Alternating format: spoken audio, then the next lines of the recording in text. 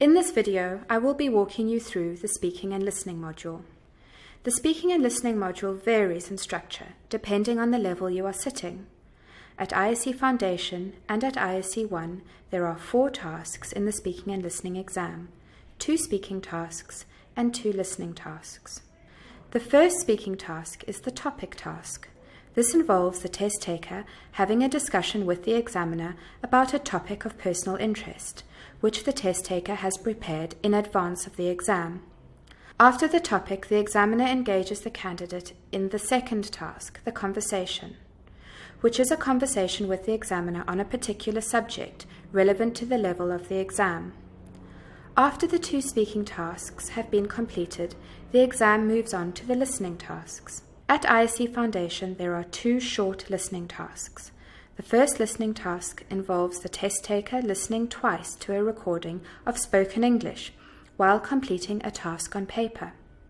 At ISE 1, instead of completing a paper task, test takers are invited to take notes, and the examiner asks them some specific questions about what they heard, and they have to answer verbally. At ISE 1, the written notes are not assessed. At ISE Foundation and at ISE 1, the second listening task involves the test taker listening twice to a recording and then telling the examiner some of the information they heard while they were listening and answering some follow-up questions from the examiner. At ISE 2 and 3, the exam is also made up of 4 tasks. 3 of the tasks are speaking, while the final task is a long listening task. At ISE 2, the first speaking task involves the test taker having a discussion with the examiner about a topic of personal interest, which the test taker has prepared in advance of the exam. This is called the topic task. At ISE 3, this task consists of the test taker doing a formal presentation to the examiner on a topic of interest to them. This presentation is then followed by a discussion of the presentation with the examiner.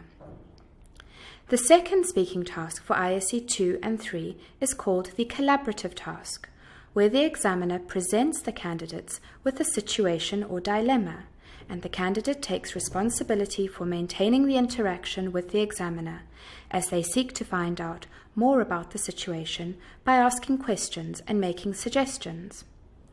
After the collaborative speaking task, the examiner engages the candidate in a third speaking task, a conversation, which is a realistic exchange of information, ideas, and opinions on a particular subject appropriate to the level of the exam. Once the 3 speaking tasks are over, the exam moves on to the listening task, where, at ISE 2 and 3, the test taker listens twice to a lecture-style recording. Test takers are invited to take notes while they listen, but notes are not assessed. The examiner then asks the test taker to speak about what they heard in the recording. So, in summary, these tests and tasks promote and assess the development of the speaking and listening skills needed to study in a contemporary academic environment.